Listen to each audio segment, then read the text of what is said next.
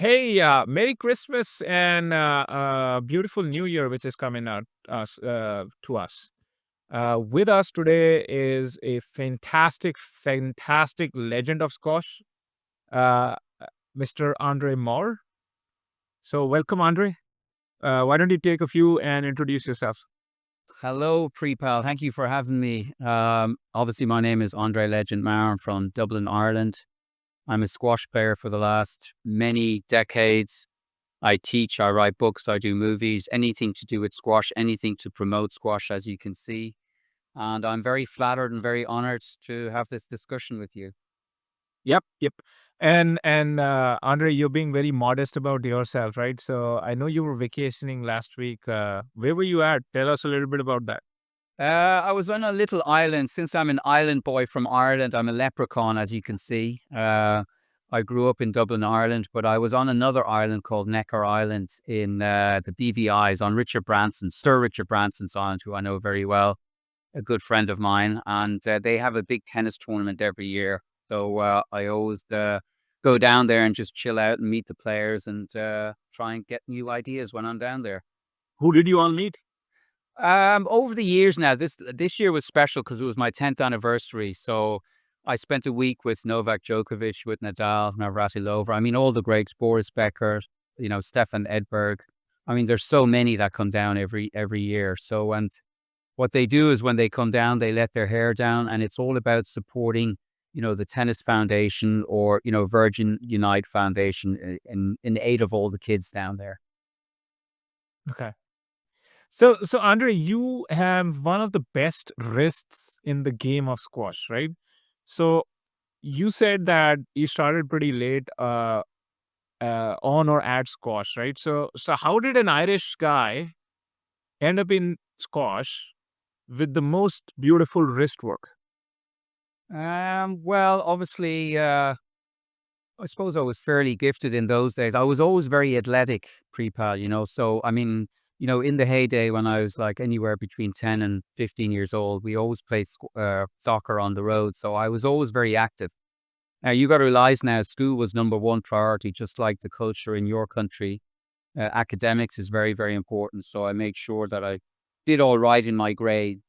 But I only played, going back to squash, I only played maybe once every 2 weeks. It was very seldom because I got up early every morning at 6 a.m. I had to get a bus, two buses to school, which I went to an international school, which was financed by the German government in Dublin. It was called St. Kilian's Deutsche Schule. And so I had to travel all through Dublin and then basically go to the south side. I lived on the north side. That's where all the tough guys are.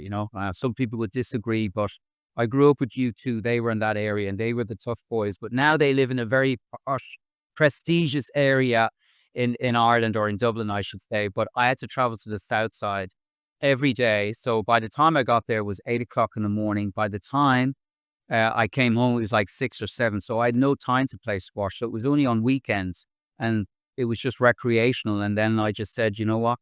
I can't get into a tennis club because in those days it was a novelty. They were all private clubs. So I just ended up playing squash and then they accepted me into the tennis club. They wanted me as a tennis player. And I said, no, I'm playing the real sport.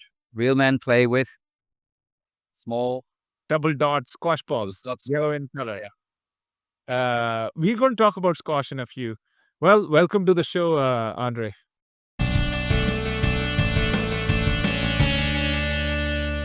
So, Andre, that was a fantastic introduction on yourself. So, let's start here, right?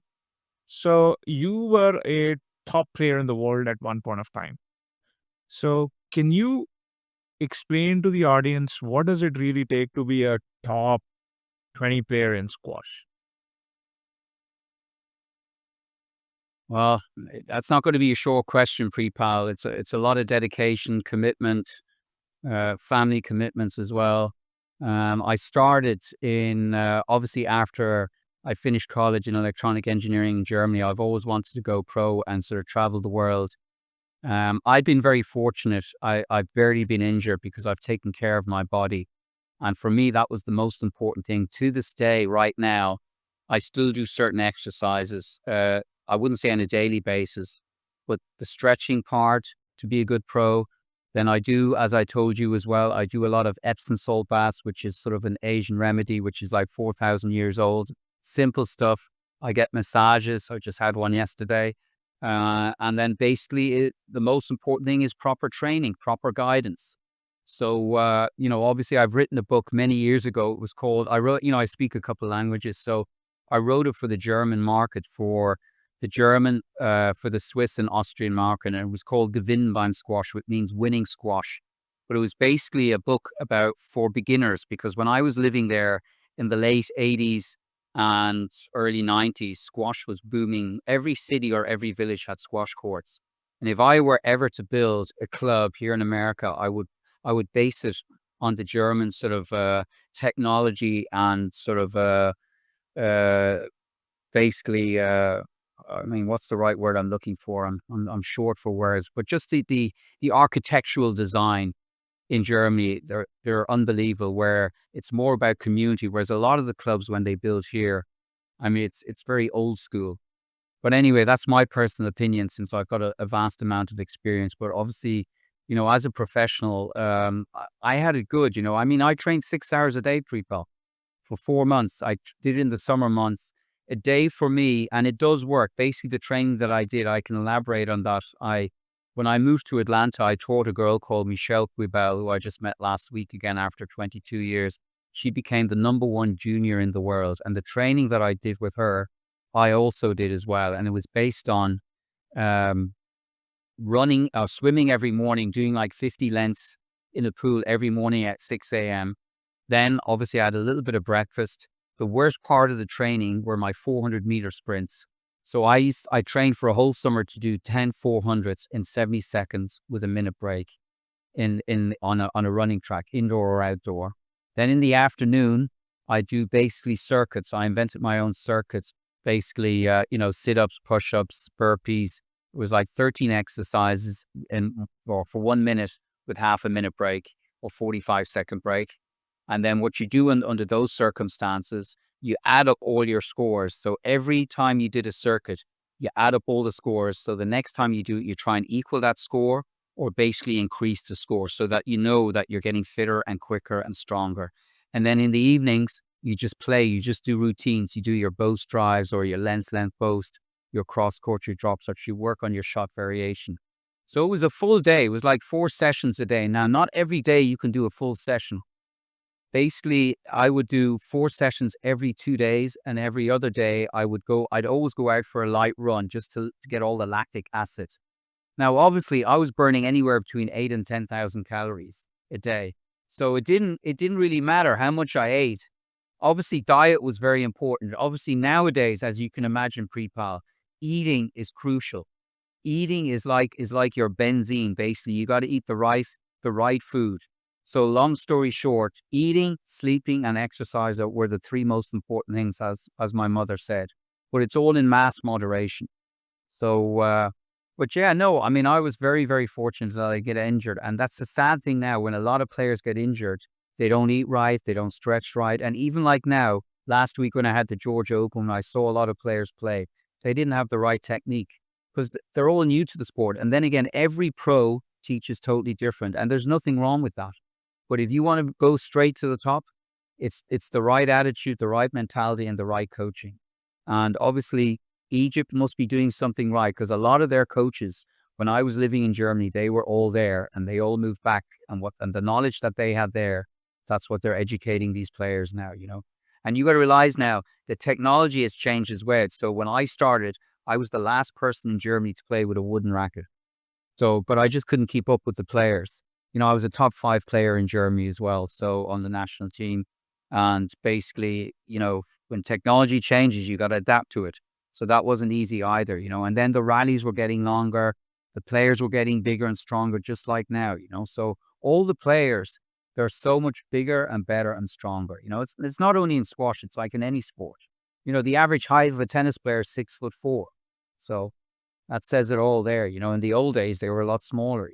Just like the squash players, they were all like 5'9", 5'10". Now they're all over 6 foot. Look at all the Egyptian players. They're very, very tall and strong and very physical. So what differentiates a top 5 or top 10 ranking today, right? Shorbagi and Asal, a Paul Cole. They're different, by the way. Their styles are different. Their flair and styles, way they approach the game is different. Them and the next 40 players. Um, you're looking at three different players. Paul Cole was, from what he told me many years ago, he was a personal trainer, so he's all about the fitness and the finesse. Obviously, Shabagi is a little bit closer as well. He's up and down. He plays a typical Englishman's game. Nothing wrong with that. Very dedicated, very disciplined. Asal is the flash shot. He's got everything. He's got the speed. He's got the strength. Obviously, he's 10 years younger than these guys. But like what I said, like what you asked me there, what's the difference between a top 5 player and a top 40 player? All I got to say is 9 months. And you're thinking, what do you mean by 9 months?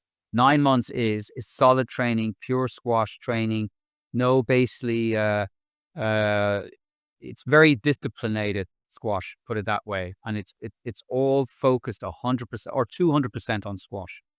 No, going out, clubbing or partying or whatever. They're very, very dedicated. Not that any of the players do that now. They are so well behaved now. I mean, you tell a joke, they laugh next week. They're a little bit slow on that side. But I've always said, from a playing perspective, they're brilliant. But you know what? There's two things of being a professional squash player. One is the playing side, and two is the marketing side. And that's where they got to learn. And that's where I come in. I'll market any player where they want to go, and you've known me for many years. I'm always in the right spot at the right time. Right. So So you're saying that you could be a Tom Brady and you get selected way down, but you can be number one just by spending 9 months in a proper regimen, right? I mean, that's what you're saying. I am saying, yeah, 9 months, basically it's full dedication. You eat, sleep, squash, eat, sleep, squash. That's it. Now that was in my era and a little bit later and on. Now, how they do it now, obviously, I think the generation now, they're training so much harder, but they're a lot wiser now as well. And obviously the equipment is different as well. And just like what you said, it's all about eating right. They eat certain foods now, they do certain exercises. I mean, I can go on. I mean, obviously my wife had a stroke, and the only reason why she's still there now, there's a machine called the Beamer Group, which is sold in Germany. It's not very big over here, but it's electromagnetic waves. It's all about blood flow, blood circulation in your arteries. So, and I'm a great believer in that as well. The older we get, the harder it is. A lot of our arteries are clogged, and that's why you get heart attacks. And last but least, I hate to say it, America's got great food, but it's the worst food in the world. And you just have to look at the population, what they're all eating. And I think half the people don't understand what they're eating here. They don't read the small print on the boxes, what they eat. Just like I told you, Preetpal, no eating late at night. But I'm sure you've done the good deeds there. Well, I'm really not, right? You know that the ethnicity which we come from, we are Indians, right? So we are, primarily predisposed to a lot of like metabolic disorders like high triglycerides, and therefore you see a lot of people from my ethnicity actually go right to the graveyard by the time they turn 45 because oops, they just don't understand how. Well, I was nearly there, Preetpal. I was nearly there as well. But under my condition, obviously I'm answering the next question. Um, Obviously, I was in denial for 2 years. This is why me? I'm a professional athlete. I'm muscle. There's no fat on me. Basically, why me? And I just found out. It took me 2 years to figure out that it was hereditary. Once you've got something hereditary, there's nothing you can do. So you can eat healthy. You can take your tablets. It's life basically. So it's part of my genetics.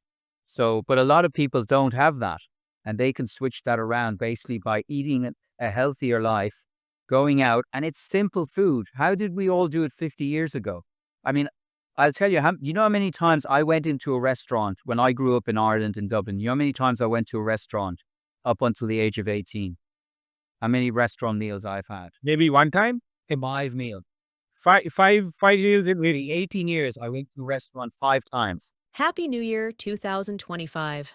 Wishing you a year of strength, balance, and wellness from all of us at Heald. Together, let's make 2025 your healthiest yet.